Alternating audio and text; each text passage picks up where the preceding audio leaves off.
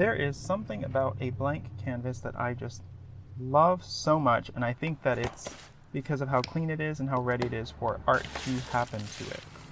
So interesting note, that blue paint is never going to show up ever again in this video because the shot is from a previous painting I did, and I didn't use any of the video from that painting because it just didn't turn out. The lighting was terrible, the painting itself didn't look great, so I just scrapped it. But I liked that one shot, so I'm going to use that shot here.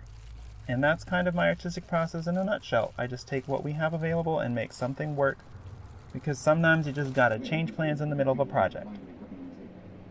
Also, there's going to be royalty-free music in this because halfway through shooting this painting, I realized that I had an audiobook playing in the background, so I can't use any of the natural sound from it.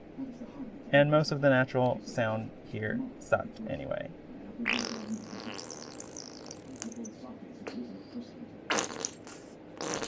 So royalty-free music it is. So where to begin? I do like to start by painting the entire blank canvas white because I like to make sure that the entire canvas is covered with some kind of paint. It just makes everything look complete and intentional. Makes it look like none of the spots on the canvas are white because I forgot to paint something there. So everything that is on this piece of art is there on purpose. Also, I have a dollar store paintbrush and a dollar store canvas and some cheap paint and a piece of used white poster board as a drop cloth. And I'm using plastic bags and pastry gloves because I like the way that the plastic all crinkled up gives it a nice texture for this kind of painting in particular. I like it for this project because they gave it a nice crinkly, grungy look, and I'm making this painting for my friend Jake, and his aesthetic is grungy and emotional and messy and lots of screaming and very dark and noisy. So I thought it was a good fit and a good use of a one-time use plastic bag from the grocery store. So on with the dark colored paint. I do like the way that the white layer of paint that I put on earlier will mix ever so slightly with the darker paints that I'm now adding on there. It gives it some interesting interaction, whereas if you were just painting a blank canvas, it wouldn't do that.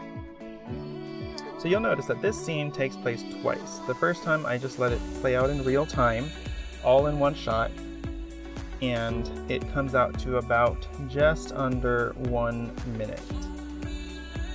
And the second time, I'm going to cut out some scenes where you can't tell because it's just a still shot of a painting. So anytime there were a few seconds where nothing was happening, I could just cut it out and you won't notice because there's nothing else in the shot moving. Also, whenever there were things in the shot, I could speed them up a little bit and cheat because there aren't that many frames of reference where you will notice that the physics of things aren't normal, like things you can't tell that they're sped up because all you're seeing is paint settling down or an arm moving around. So there's nothing to say, that's not how fast I would move in real life. So whereas the first scene takes a little under a minute, the second time with all the cuts and the edits in it only take about a little over half a minute. So it's a nice way to shave off a few seconds without actually affecting the content itself.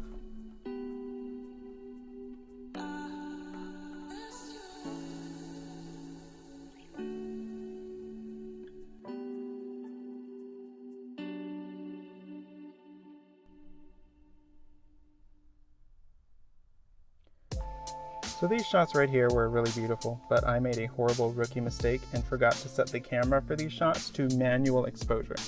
So as the painting changed in lightness and darkness as I added paint to the canvas, the camera was adjusting to the lighting and exposure, and you can kind of tell. So I had to cut a lot of these scenes short before you can notice the amount of change. But I do feel like if you didn't know that and I didn't tell you that, you might never notice.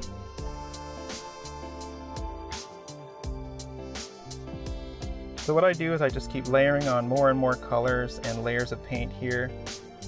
It just adds a lot more detail and a lot more intentionality and finality to a painting. It makes it look done because you can see layers and layers of work has been done.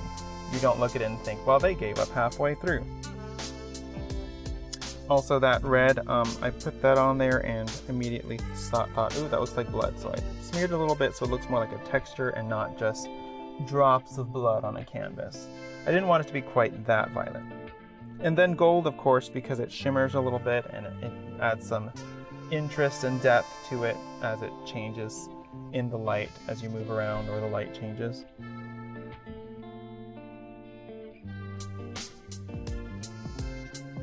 I just like the way lots of layers look. It makes a painting look final and finished.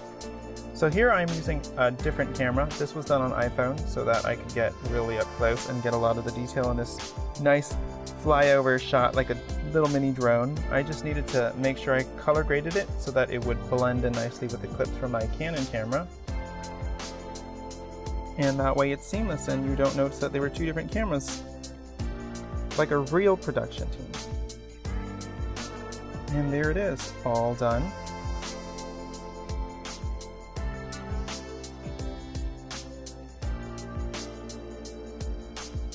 And there is Jake, the proud new owner of an Eric original work of art. And Jake's great. I just tell him what to do in the picture and he does it.